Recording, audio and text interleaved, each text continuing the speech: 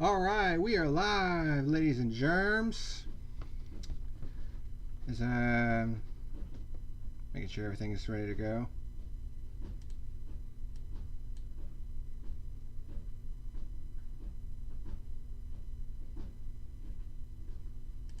Alright.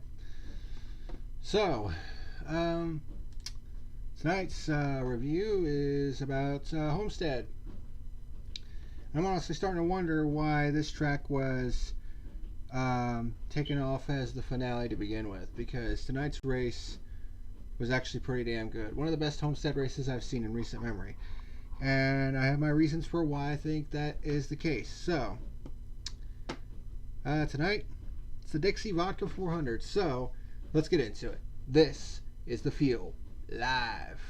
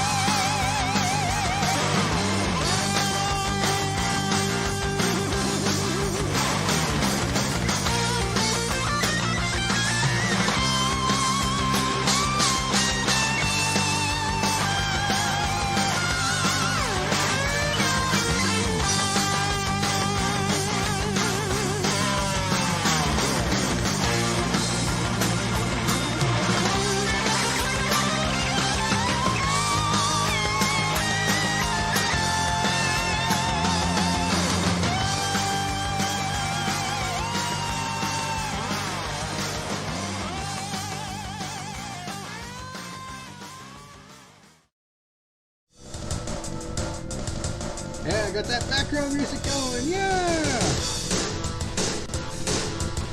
Alright, they sound like Goober. Anyways, welcome into your live review of the Dixie Vodka 400 at Homestead-Miami Speedway on the third race of 36. This is our 73rd episode of The Field. Title of tonight's review is Underdogs, Rule of the Day. And that was pretty much the case throughout this race. I mean, it felt like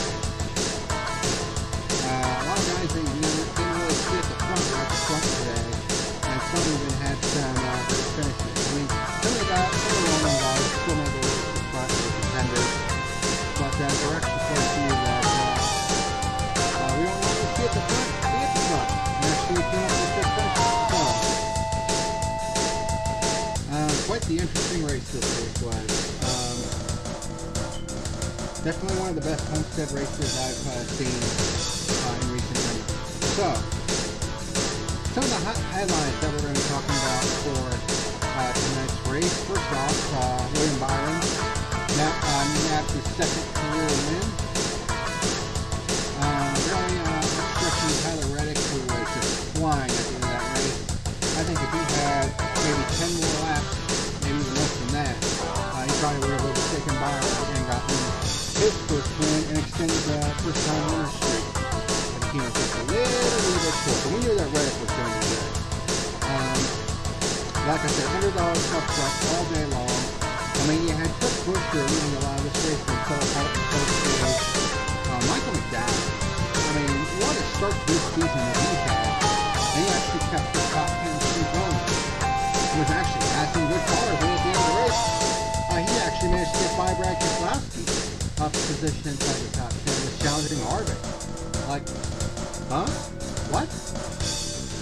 That Daytona 500 victory has really energized that 34 team, I tell you. And stars were struggling at Homestead. I mean, Kyle Busch was struggling a lot, Kevin Harvick, Joe Logano, Chase Elliott. I mean, a lot of the guys that we expect to be championship contenders, they struggled in this race. I mean, it was just absolutely insane how, a lot of the well-established stars were just, nowhere to see at the front. for a lot of this race. And I think a lot of the reasons why we saw such a good race today, Homestead is starting to reach its prime as far as the track surface. Because I don't think the track has been repaved since they went to the reconfigured banking way back in 2003. So it basically hasn't been repaved since. And I think its surface is starting to come into its own. It's hitting its prime, as we like to call it, where it ages to the point where the racing is at its absolute best. Kind of like what happened with Chicago in recent years. We feel like that the surface at that track was starting to reach its prime, and the racing there was some of the best that we had seen, which made it even more baffling why it was taken off the schedule for 2021. But Homestead basically proved today that maybe it should have kept its throttle to Cincinnati, because this race is pretty damn good. And we're going to be getting into all that with this review. So, very clean race this was. I mean, there's only 4 cautions, one of which was a competition caution, 2 for entry failures, and only 1 was for non-track entry. There weren't really any spin outs or anything of that nature. So, very, very clean race and very competitive, as it were. So, let's go ahead and get into this, not waste any more time. There were some cars that had to go to the rear of the field. There were 4 that actually had to go to the rear of the field for various reasons. Hamlin, Bowman, and Corey LaJoy had to go to the rear of the field for unapproved adjustments. And James Davison had to go to the rear of the field due to 2 tech failures before the race. So those were the 4 that had to go to the rear of the field. So, stages broke down like this. Stage 1 and 2 were 80 laps. Stage 3 being 107 laps. Stage 1, 80 laps.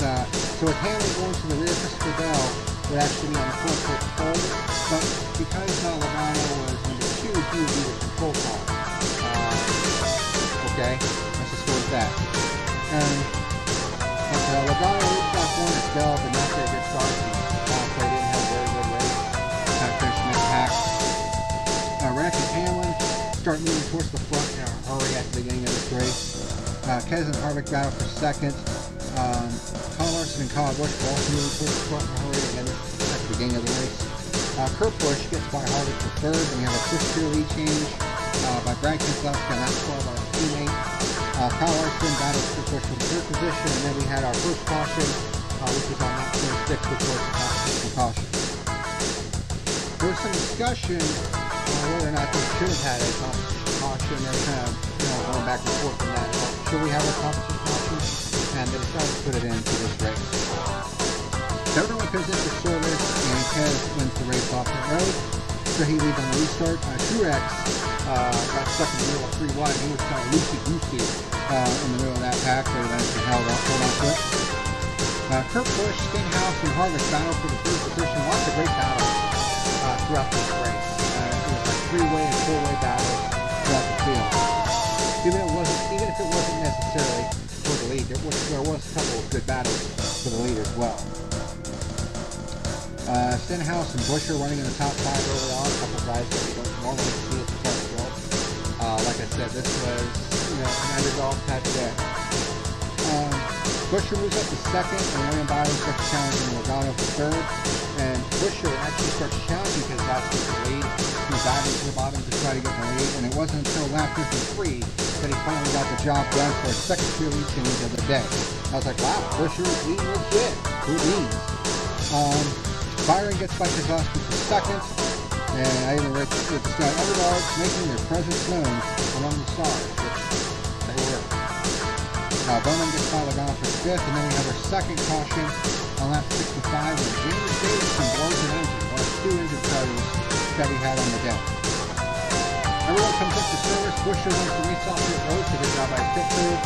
He leads on the restart, but as he learned, his car did not get going very well on restart. So it kind of took a lap or 2 to get going, but once it did, it was pretty quick and fast. So Kez gets the lead on the restart, and things get tight behind him. It was super tight. You're talking 3 and 4 wide, and there was a whole lot of room for maneuver really. So it was pretty tense there for a little bit. But for the most part, everybody kept their head on. Truex and Bowman start battling for the third position. But Buescher manages to kick back up with Keselowski as the car came in. He gets a great run off of turn 4 and gets underneath with Keselowski in turn 1 to retake the lead for a third lead change on lap 79 for 2 left in stage 1. Truex, Bowman, and Byron start fighting for the third position, and Chris Buescher wins stage number 1. So this is a very good first stage. I was enjoying it. The racing was actually really good. So everyone comes in for service, and Buescher leads the race off pit road. So we come to stage number 2, which is 80 laps. Buescher leads the start of stage 2. Buescher gets a much better start this time around. But then out of nowhere comes Chase Elliott, who obviously had a really good short run car because he blew by everybody, including Buescher, to take the lead on lap 79. I was like, damn, what the hell did he come from? So that was our fourth pure lead change of the day. At this point, all 4 Hendrick cars are inside the top 6, but then Buescher comes back on Elliott since his car came in and retakes the lead from Elliott on lap 93 for our 5th pure lead change of the day. Danny Hamlin, after having to start from the rear of the field, finally makes it into the top 10. Larson, Elliott, and Byron start battling for second in a nice 3-way battle. Truex gets by Elliott for 4th. Kyle Larson starts closing the gap just a bit on Buescher for the lead. Of course, this is one of his better passes as well. Kurt Busch by Elliott for 5th, and Truex gets by Byron for 3rd. Truex moves up to 2nd and starts closing on Buescher for the race lead. Ryan Newman kicks off green flag just off the lap 119. Tires were a big deal in this race because of the aging surface. I think they said that at the end of the long run, old tires versus new tires was about a 2-second difference. That is quite the difference. Truex gets a great run off of turn 4 and actually takes the race lead, but then I guess his crew, his spotter was a little late coming in the pit. He almost pulled a twin out because he was a little late going down to the bottom of the racetrack to make his pit stop. But thankfully, Buescher was paying attention. So he was his scheduled pit stop. Buescher pits from the lead on lap 122. Bowman stays out for the longest on this run, hoping for caution, but does not get it. Truex seconds out with the lead with Buescher 2.5 seconds back. Elliott gets way loose in front of Larson while battling for position, but somehow saves it, and Keselowski, he actually backed off a little bit to keep him running into Elliott, because if he would have laid on the gas, Elliott would have been around, and that probably would have been the end of his day. Buescher starts closing the gap on Truex for the race lead. Hamlin, Larson, and Newman start fighting hard for the 7th position. Like I said, great balance over the racetrack, and it's usually like 2 or 3 of them going after position. Truex started maintaining his 2-second gap to Buescher. And then we had our third caution on lap 164 when Corey LaJoie blows the motor. So that's our second motor that went out in this race. So everyone comes in for service, and Truex wins the race off pit road. So he is on the restart for a 1-lap shootout to the end of the stage, and because of that, I left my rules for pure lead changes counting only after 1 lap after the restart. So this is a 1-lap shootout. It would count in this case. Hamlin, who was starting next to him, actually stood up in front of Truex, which slowed both of them down, and William Byron would come through on the inside and take stage 2. And that was our 6th pure lead change on lap 160. So I guess that pretty much shows you that William Byron, he had been up near the front all day, so just kind of proves that, yeah, he's actually pretty good at this. So several drivers come in for tires and adjustments, which leads us to the third and final stage, which is 107 laps. Byron reached the start of stage 3. We actually had some 5 wide in turn 1, which was like, holy shit, how is that not a caution? Buescher gets drop kicked all the way back to 15th. He restarted 5th, and from that point forward, he was dogging. This car just went to absolute shit, and everybody was like, what the hell happened? He had one of the best cars, and all of a sudden, he was an on-factor. Well, the sun was going down, the track was getting tighter, and obviously his team just didn't keep up with the job.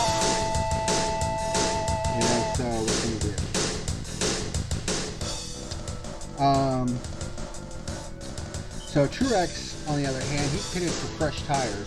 Restarted 17th, and like 2 laps was already back to the top 5. Just unreal. Kurt Busch was also one of those that got tires, and he and Harvick were fighting for the 5th position at this point. Larson gets by Hamlin for 2nd. Chastain majorly blocks Matt Benedetto while they were fighting for 14th and nearly gets himself turned going into turn 3. I mean, that's Chastain for you, but that was not exactly the smartest thing in the world. Truex by Hamlin for 3rd as Chris Buescher's car has just gone completely off the rails, not even in the top 20 at this point. And then Truex gets by Larson for 2nd. Mcdowell moves back into the top 10, trying to keep his top 10 streak alive. Like I said, that Daytona 500 victory is energized that 30-14 because they're putting on some of their best performances with Mcdowell in that car. Then we get our 4th and final caution on lap 199.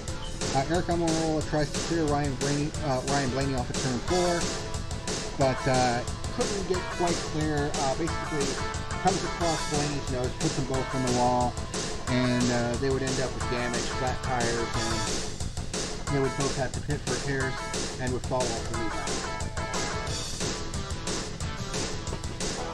So everyone comes in for service. Kyle Larson wins the race off pit road this time. And Denny Hamlin gets caught for speeding entering pit road. Ouch. So that would be the end of his shot to win because the rest of this race went completely green. So Larson leads on the restart. There's some people that were saying the fuel might have been an issue, but really wasn't. It's really all about tires. Kurt Busch got really loose but hangs on. Truex takes the lead on the restart. Byron, just a few laps later, gets a push from Larson, his teammate, and takes the lead from Truex for 7th and final pure lead change on lap 210.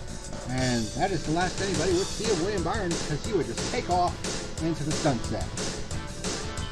Kurt Busch splits the middle between Kez and Harvick for 5th position.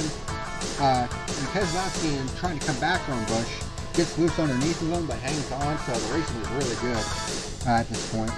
Larson gets by Truex for 2nd. McDowell was running really well at this point, battling Kez for 7th. Kurt reported that he had a loose wheel and had to pit, but if it stayed green, he had 20 lap pressure tires, and it did stay green, so while it wasn't the winning move, he did come back to finish in the top 10, and he actually went a lap down due to that, so with the pressure tires, he actually managed to come back to the top 10 finish. Pretty impressive. Kez, Newman, and Bowman start fighting for the 7th position, and then Tyler Reddick joins the fray, because at this point he's starting to really come, that 8 car was really starting to come alive at this point in the race, and he would just go to the high line and he would start to go like he was easily the fastest car on the track. Byron with a 2.5-second lead on Kyle Larson with 30 laps to go. Logano and Keselowski decide to pit for fresh tires because I figured, well, considering how the tire fall off was, I figured there would be a lot more people that would have come in for fresher tires, but really it was just Kurt Busch because he had a loose wheel, and Logano and Keselowski decided to try because, you know, why the hell not? Let's see if it works. And it didn't, surprisingly. Truex starts battling Larson for 2nd. Byron has a 4-second lead with 20 laps to go. And Reddick gets by Custer for 5th. It looked like Custer was going to get a top 10, but actually had a flat tire with 2 laps to go and knocked him out of the top 20. So that was a tough break for Custer. Reddick blows by Harvick on the high side for 4th, and he was coming. He made up 10 seconds in the last 30 laps on the lead, which is just incredible. Truex starts challenging Larson for 2nd in the waning laps, and Reddick is absolutely flying on the high side. Larson and Truex realize this, so they try to take Reddick's line away. So then we have a 3-way battle for 2nd between Larson, Reddick, and Truex. Reddick eventually gets by Truex for 3rd and then by Larson for 2nd. But by that point, it was too little too late. And William Byron wins the Dixie Vodka 400 and notches his 2nd career win. So congratulations to William Byron. I would imagine that this is going to be a good year for William Byron because, you know, he had a great run tonight, getting his second win. I think now there's going to be a windfall of victories for that 24 car. But notable inside the top 10, you had Tyler Reddick coming home second, and he was not exactly happy in his post-race interview because he knew he had the fastest car, and he knew if he had a couple more laps, he probably could have challenged Byron for the win. So he was a little bit despondent, which that's a great attitude to have. You know, be unhappy with second because he obviously wants to win the race. I respect that a lot. Larson coming home in third. Michael Mcdowell coming home in the 6th position. Unbelievable. 3 top 10s to start the year. Boy, that 34 team is really come to life this year. Newman coming home in 7th. Kirk Busch coming back to finish 8th despite having to pit for a loose wheel. So yeah, this was a damn good race, this was. So, time for my little stat line deal. So, overall lead changes. There were 19 overall lead changes in this race, with 7 pure lead changes and only 4 caution flags. So, very clean race, pretty competitive. Not as many pure lead changes as I would like to see in a race as competitive as this, but I mean, the racing was still pretty good. We had battles all over the racetrack. You know, a lot of underdogs inside the top 10. I mean, let's be honest here, this was a damn good show today. So, let's take a look at the top 10 in the race results and look at the point standings, give my final rating, and we'll be done. How about that? So, top 10 results. William Byron, of course, with the win. Led 102 of the 267 laps. Once he took the lead in stage 3, he basically didn't look back. Tyler Reddick in 2nd, Warren Truex Jr. 3rd, Kyle Larson 4th, Kevin Harvick in 5th. Harvick was dogging it in stage 2, but they recovered for a top 5 finish. Of course, Michael Mcdowell, 3rd, 6th, finished 6th. Ryan Newman, Kurt Busch, Alex Bowman, Kyle Busch. His car was dog shit for most of this race, but came back for a top 10 run. So, good job by that 18 team. So here's all the point standings. Look, 3 races in. And despite all the craziness that we've seen in the first 3 races, this is how the points look. Denny Hamlin, Kevin Harvick, Joey Logano, 1, 2, 3. Some things never change. But take a look at who's 4th in points right now. Michael McDowell in the 34 car.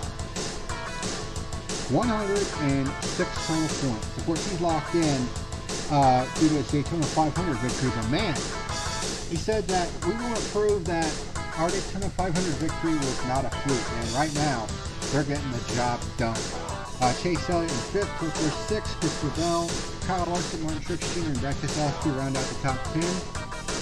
Rest of the playoff contenders as it stands right now: Austin Dillon, Ryan Preece, William Byron, who's now locked in with his win, Cole Custer, Chris Buescher, and Bubba Wallace. That's the top 16. And then the rest of the top 20, Alex Bowman, Kyle Busch. Not exactly off to a good start once again this year. Ricky Stenhouse Jr. and Ryan Newman.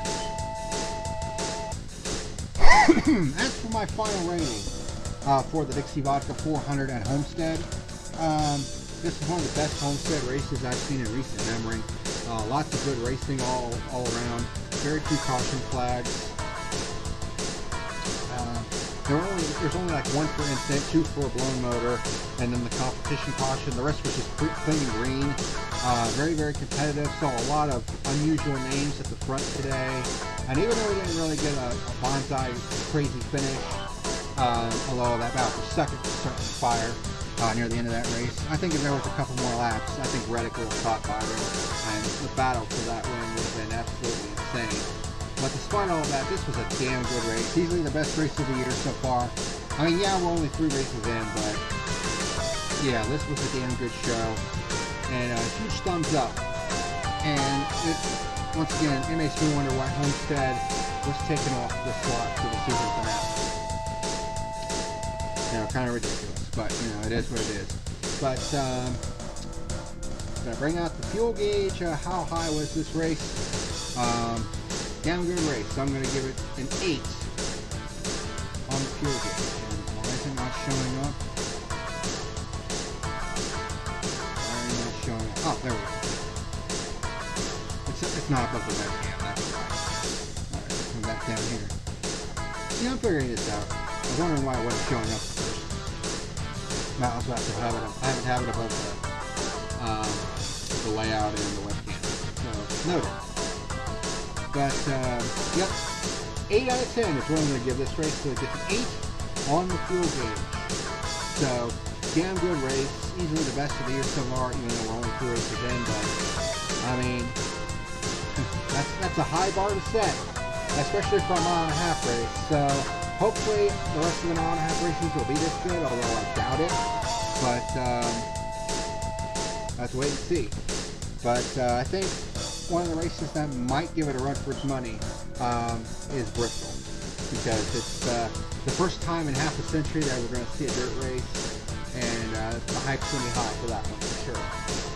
And of course, they just announced that they're going to have 15-lap heat races to set the starting group, so that's going to be interesting. I don't think that's ever been done in the Cup Series before, at least not as far as I know.